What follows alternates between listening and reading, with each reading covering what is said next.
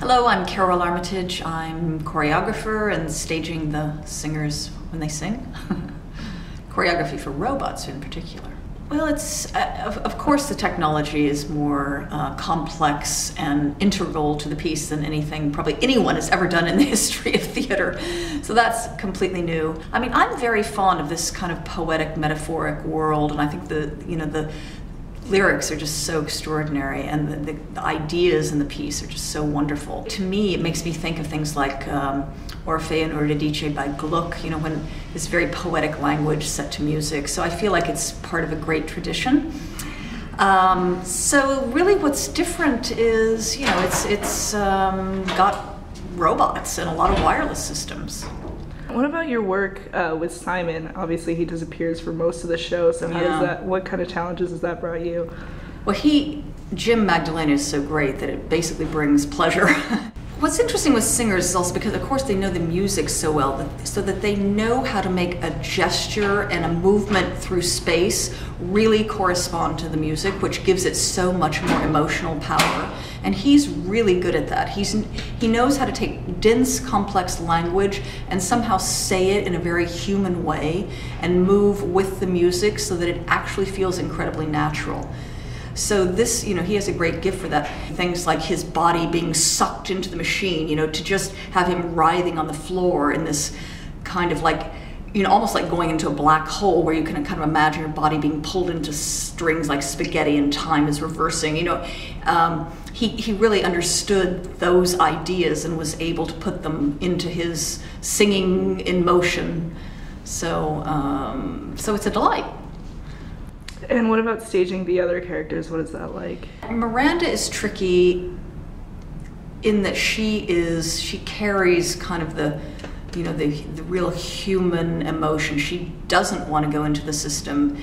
So finding the balance again with this, dense, complicated text and music which changes meters so often, to make her feel completely normal and human. So in a way, the girl next door almost, this kind of everyman person. She has to, in this very artificial environment, remain incredibly pure and true to being, a girl wanting to understand life. And so finding how to make sure she stays as natural as possible, and yet other things around her can be very artificial is, it's a delicate balancing act. The wife she has an interesting trajectory because basically she's really kind of the modern wife who you think she's probably on a lot of drugs, basically.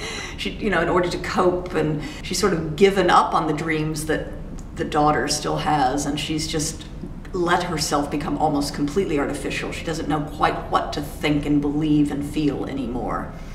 So she's just probably taking her Valium and sort of trying to survive. Hal, who plays Nicholas, is fantastically fun to work with also because, he's half robot, half human. And he's a singer, but he moves extraordinarily well with amazing precision and control. So he can isolate every body part, and he has an incredible sense of rhythm in his body, so that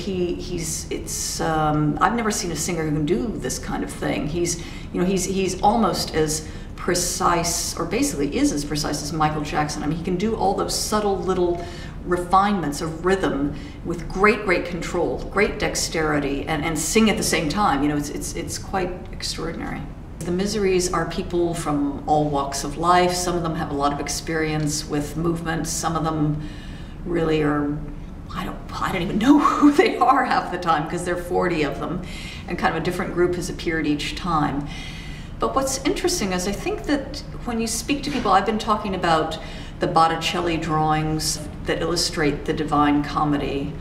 Well, obviously the scenes from hell, since the Miseries are definitely in that tortured, tormented side of Dante's work. And just showing them some of these images of Botticelli, like bodies with flames that people are burning eternally, and then try to translate that into your own body. And people are incredibly creative, and they've been doing an amazing job of making those images come alive. So just with very simple you know, instructions like that, that there's sort of order and disorder simultaneously happening, that people are doing it individually, but they all have a common purpose. It's working really well. So there's just a series of images that connect and sort of physical interactions with each other that they understand well, and it can just sort of unfold, and it's actually remarkable that just putting that structure together allows any variation to work. And lastly, I think the part that most people want to hear about, the robots. Can you tell me a little bit more about... Yeah, the robots, of course. I'm forgetting them. The robots, well, I was afraid of this. The robots, of course, because they're machines, are actually the least flexible part of the whole production. You know, they can do what they can do, and it is limited by, you know, they don't have as many joints as a human body, and their speed is a little bit less variable. They can do very Euclidean things. It's hard to get them into the world of fractals, let's say. They you know, they can go in with straight lines, they can kind of cross around each other. The very beginning, I think, is really great, where they start at all different levels. They almost look like this exploded machine, and then they kind of slowly come to life, and their heads are kind of bobbing, and then they're going up and down, and then all of a sudden they swirl in a kind of spiral, and then settle down into a line. So, I mean, that, I found, you know, a geometry that really worked for them. I had always heard about Todd Mackover, the composer. I knew his music, had long been interested in him, but I'd never met him. And so actually it felt very natural. As soon as I met him, I just thought, this is like somebody I've known all my life. I mean, I think we've had a lot of experiences together. We've both lived and worked in Florence at the same theater, in Paris in the same place.